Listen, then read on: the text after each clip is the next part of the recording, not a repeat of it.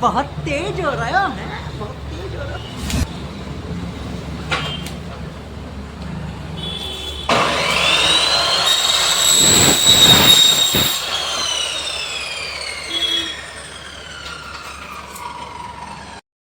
हमारे यहाँ दोस्तों प्लाई आ चुका है, जो कि माल लग के प्लाई वाला हम उसको उतार रहे हैं, जो कि इस समय रखा जा रहा है के द्वारा इसे काटते। अभी माल हम लोग काट चुके हैं, जो कि इसका अभी फ्रेम बनाएंगे हम लोग, आपको दिखाएंगे दरवाज़ा सेम टू सेम ऐसा ही बनाकर यहाँ पर आपको, जिसके कारण काम चालू है।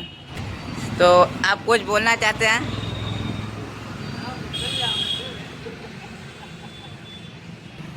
तो दोस्तों शर्मा गए सभी लोग। सिद्धांत ग्लास एल्युमिनियम एवं हार्डवेयर प्लाई की दुकान।